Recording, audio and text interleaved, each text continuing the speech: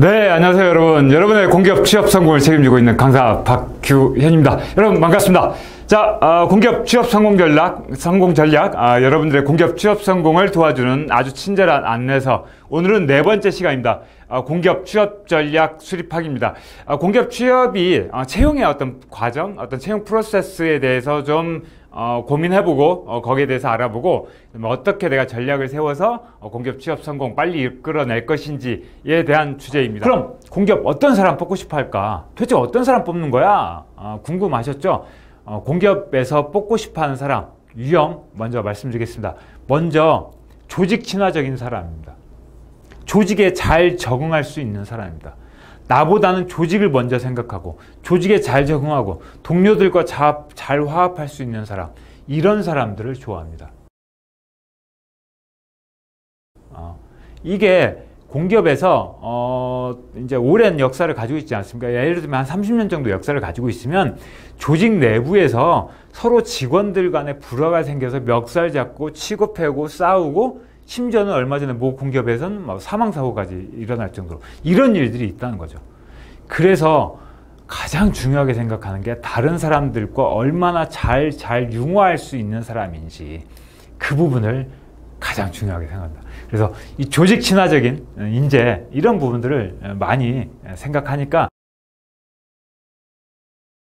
여러분들도 면접이나 이제 이건 서류 전형에서 자기소개서에 여기 이제 쭉 말씀드렸던 이런 부분들 있지 않습니까?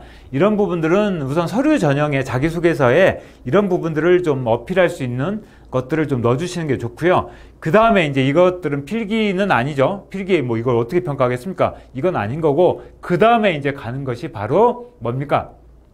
면접이거든요. 그래서 면접에서 이런 부분들을 판단합니다. 그리고 이제 가끔 인성검사를 걱정하시는데, 인성검사를 통해서 이런 부분들이 물론 이제 극단값을 가지고 있는 지원자들이 가끔 있어요. 그래서 그런 경우에는 이제 좀 제외를 하기도 하지만 그런 경우는 그렇게 많지 않습니다. 오히려 시간 내에 답을 못했거나 왜곡된 답을 하거나 그런 경우가 문제가 되지, 이런데 이를테면 여러분들 인성검사의 어떤 평가 내용이나 이런 것들 가지고 좌지우지하는 경우는 그렇게 여러분들이 생각하셨던 것보다 그렇게 많지 않습니다. 그래서 그런 부분들을 걱정하지 마시고, 우선 당장 내가 면접이나 서류 전형할 때 보여줘야 될 건 뭐야? 나는 조직에 잘 적응할 수 있는 사람이야. 난 친구가 많아. 나는 교수님하고 사이가 좋아. 이런 이야기들을 좀 많이 언급해 주시면 돼요. 그래서 독불장군 같은 사람, 이런 사람도 싫어합니다. 여기도 나오는데 뛰어난 성과보다는 성실한 사람을 좋아한다는 거예요. 왜냐하면 공기업의 업무 특성이 뛰어난 성과를 만들어내는 일이 필요치는 않습니다.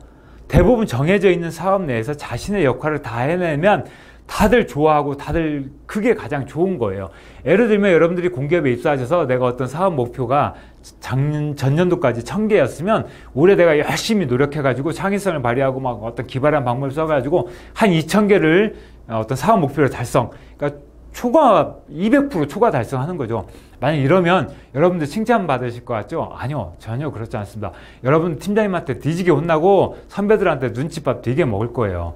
그래서 공기업에서는 그런 성과를 내고 이런 것보다는 물론 어떤 정해져 있는 목표를 달성하는 성과는 내야 되지만 극단적인 아주 뛰어난 성과, 이건 원치 않는다는 겁니다.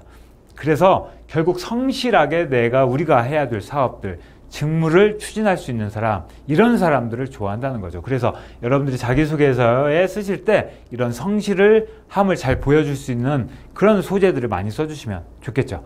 자, 세 번째는 이제 안정적인 지원자, 안정적인 인재인데요.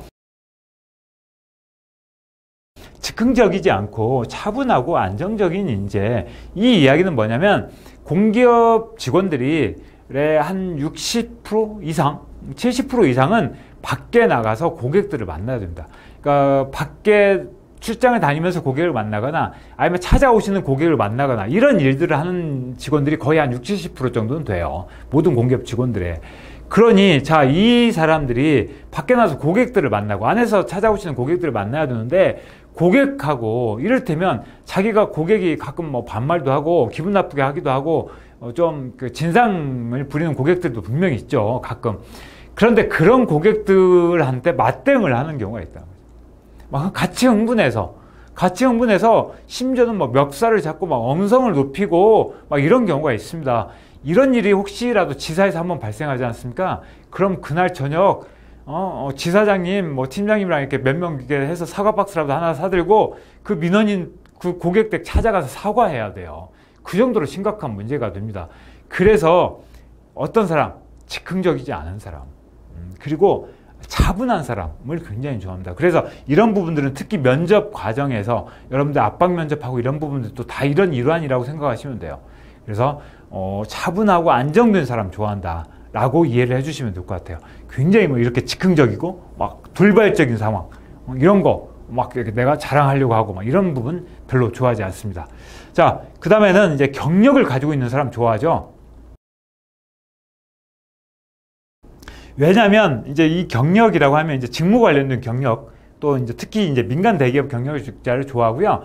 그 다음에 이제 더 좋아하는 건 공기업 경력자를 좋아합니다. 이런 경력자들 좋아하는 이유는 뭐냐면